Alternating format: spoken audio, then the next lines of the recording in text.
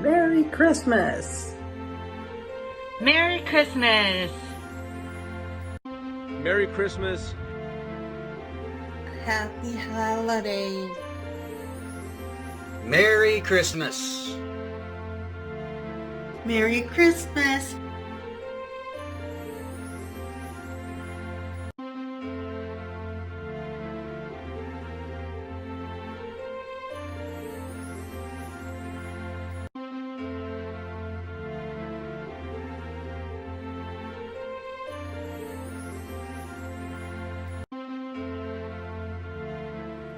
Hey folks, big time Jimmy Larson here, welcoming you to another installment of At the Movies Christmas Month. This week, we are going to be looking at an iconic classic, the 1989 classic, National Lampoon's Christmas Vacation. Now this movie, like I said, it's a classic. Whenever you ask anybody what their favorite Christmas movie is, a lot of times they're going to pick this one as their number one. And if not as their number one, it pretty much appears on everybody's list as one of their favorites. And I even got the t-shirt on just for this review because it is such a good movie. Not my favorite, but it's a classic. So this is the third installment for the Griswold family in this iconic franchise as well.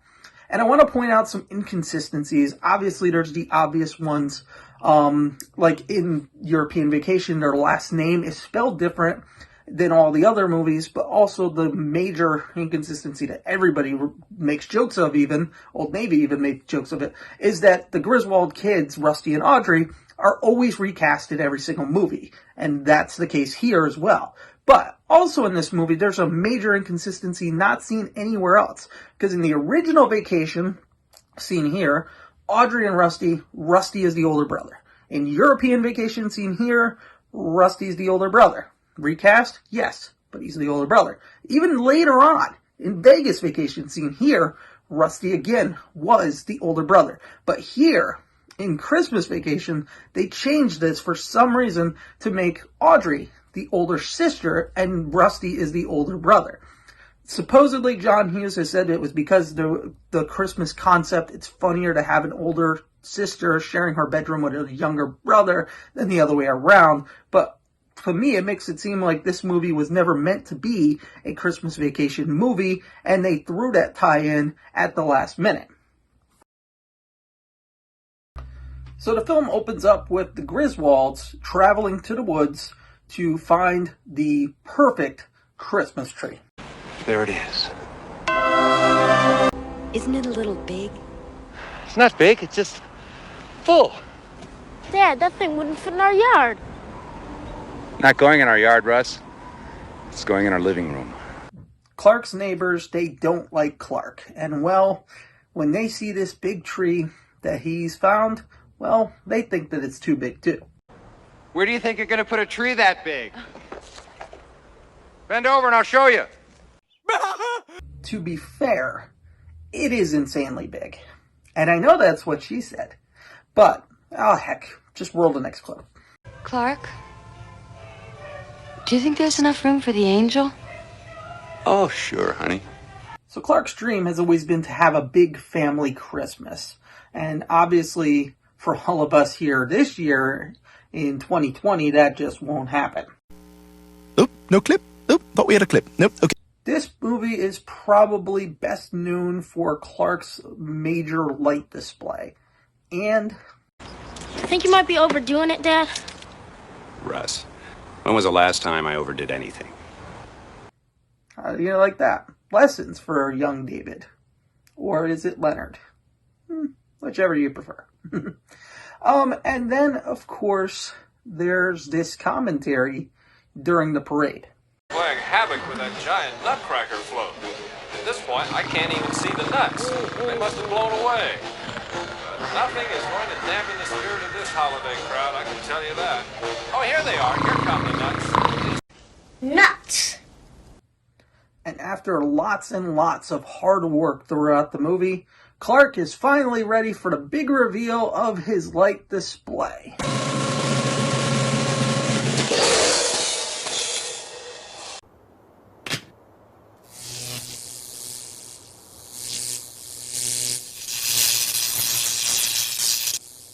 It's craptacular.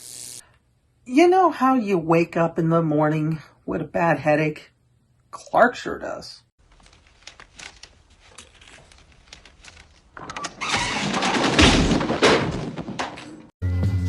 You got knocked up. Ho, ho, ho.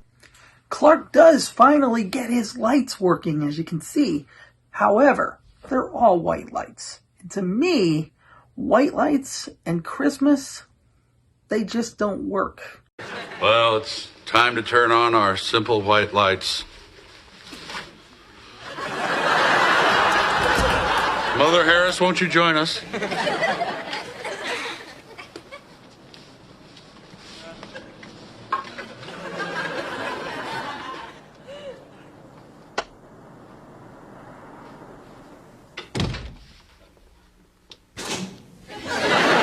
When I flick the switch, it's going to be kind of bright, so you're going to need these sunglasses. Oh, Tim.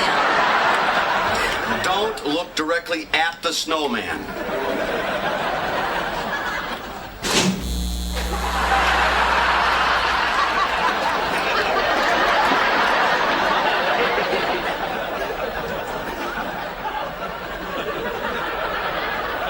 Mom? Dad? Where'd you go? We're still here. So Cousin Eddie, once again played by Randy Quaid, as in previous installments. Well, at this point, only one previous installment. But anyway, Cousin Eddie shows up, and once again, he's annoying Clark. Make it. Yeah, you break it, you buy it, my friend. Clark uses some super slippery stuff that his company created. He puts it onto a sled, and as you can see, he uses it to go jetting down the hill so that he can get to the place where he's trying to go, which is Walmart.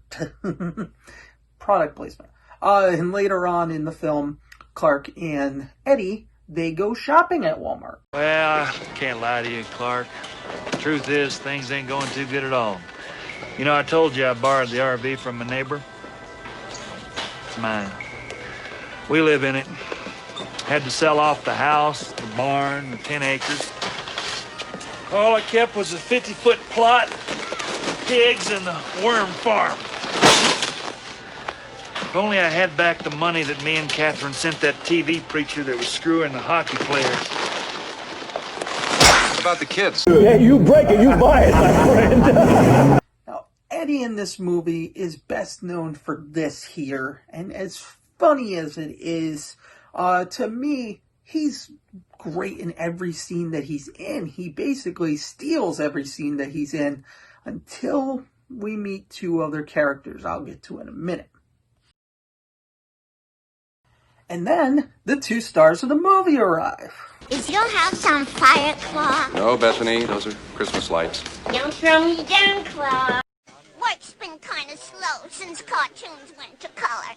But I still got it, Eddie. Boop, boop, be-doo. Me and Bethany figured out the perfect gift for you. Oh, Uncle Louis, you didn't have to buy me anything. Damn it, Bethany, he guessed it. I said all I had to say to that son of a bitch. What are you waiting for? Take off. Wait. I don't get it. You paid $10,000, fly all this way just so you could beat your brother senseless? Hell no, I got my daddy's watch back, too. Wait a minute. This isn't Daddy's watch. And come to think of it, Milford doesn't have red hair. Ah, what's that? Worm's wart. And frog's breath. What's wrong? I thought you liked frog's breath. Nothing's more suspicious than frog's breath. That's Uncle Louis and Aunt Bethany. And the thing is, they're elderly, as you can see, but they're also kind of senile, and they don't really have a clue about what's going on around them. Aunt Bethany, even iconic voice of Betty Boop, giving away one of my jokes, but I don't care, I had to say that.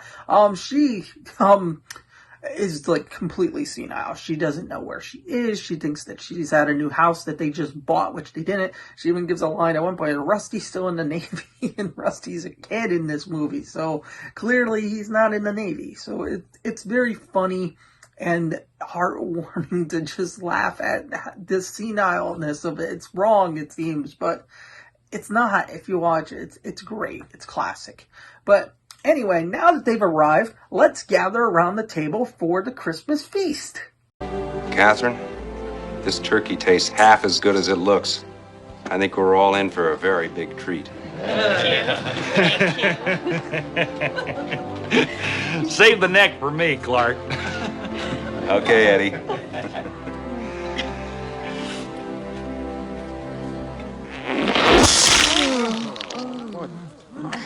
Look at that. You know, I think it's a little dry. Turkey's a little dry. The turkey's a little dry. Oh, foul accursed thing!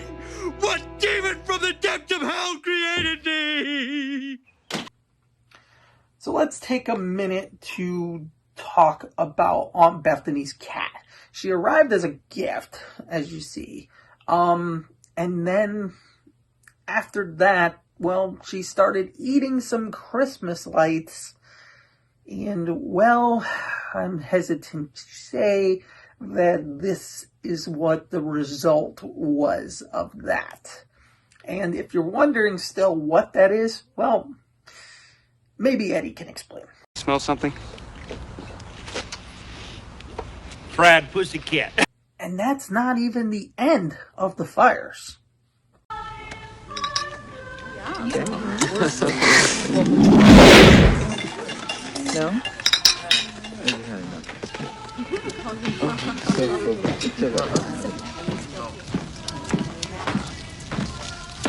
Louis? My tree! So what's the matter with you? Look what you've done to my tree! Louis?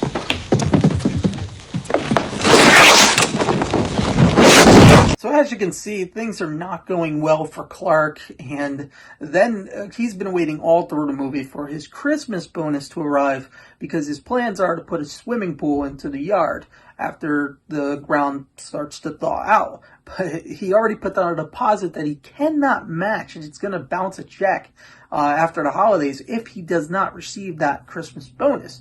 And it's all the way down to the wire now. It's Christmas Eve, and he still hasn't received it, and he's been pretty much on edge because of it. And then, I mean, losing his tree and everything, he goes and he chops down a tree outside, taking out the neighbor's window, by the way, in the process. But now, finally, his Christmas bonus does arrive by messenger at the door, but it's not what he thinks it is. And, well, when he gets it, he kind of loses it. Take a look. It's a 1-year membership in the Jelly of the Month Club. Oh, God. Clark, that's the gift that keeps on giving the whole year. And after receiving that, I'm sure he wants to lose it.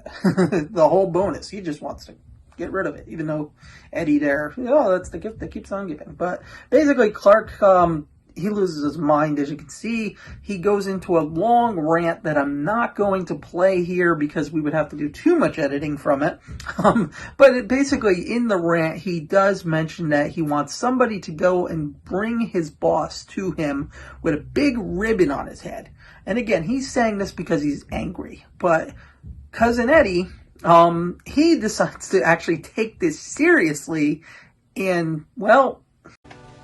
And Eddie, with a man in his pajamas and a dog chain tied to his wrists and ankles. What the? So after kidnapping the boss, though, the cops are called, and basically chaos follows. As you can see, I mean, the cops, they're just breaking into the house, and well... If you want to come in, you are going to have to break down the goddamn door! You know, Elaine, if you had just given them a Christmas card, maybe that wouldn't have happened. Hey, how come I didn't get a Christmas card? Everybody else got one. Jerry got one. Kramer got one. I thought we were good friends. I don't get a Christmas card. I don't get it. You want a Christmas card? You want a Christmas card? All right, here. Here's your Christmas card. And then a miracle happens. Or does it? It ain't the friggin' Christmas star, Grizz. It's a light on the sewage treatment plant. Sewer gas. Who's that jumping out the sky? And Santa flies across the sky as the film ends. And you want to know how we know that the film ends? Well, they were nice enough to put a big "the end" right there at the end of the movie. And that's how the movie ends. Like I said, there's no sequel to this movie directly other than the other Vacation movies. They never made another Christmas Vacation movie. No, I said they... Get that out of here. I said they never made one, and I'm sticking to that. So that wraps up my review of National Lampoon's Christmas Vacation. And there's so much more stuff that obviously I didn't throw into this review because, one, I can't give away the whole movie. Two, I want you to discover it for yourself if you haven't already seen it. This movie is iconic. Like I said, many people consider it their favorite of all time. And I definitely highly recommend it. People recommend this as a family film. And yeah, I saw it as a kid too back I think I saw it in 1990. It came out in 89. But yeah, kids can watch it. Just tell them what's wrong, I guess, with it. Because there is some language and some, if you'd call it brief nudity, I don't really call it that. They do, but I don't. But anyway, yeah, it's a great Christmas classic that everybody loves to this day for obvious reasons. I have one more Christmas movie coming your way on this show. Next week is Christmas Day, and I hope that you check out the review. It may come up on Christmas Eve, I'm not sure yet, but it'll be out by Christmas Day. It's my favorite Christmas movie of all time, and it's a little obscure because most people don't even know it existed. So make sure you check that out next week. Make sure, if you want to know what the movie is, I will talk about it tomorrow night on the podcast, the What's Going Down podcast. There's a link in the description below for you to get to that YouTube channel. Make sure you like this video and subscribe to the channel here and subscribe to that channel as well so that you know when new videos come out. Until then, I'm Big Time Jimmy Larson. This is At the Movies, and I'll see you next week.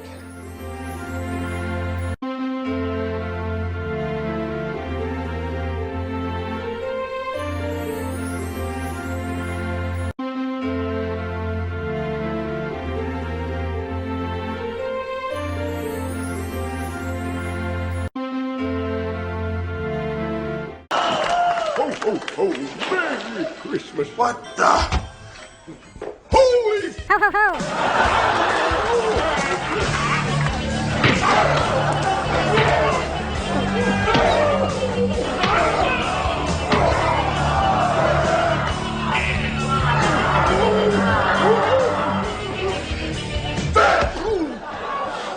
That's what really caused Goldberg to do this. That's right, I got it. 3 weeks in a row, I made a Santa sleigh joke. That's right, I did it. Ha! See you next week. Merry Christmas!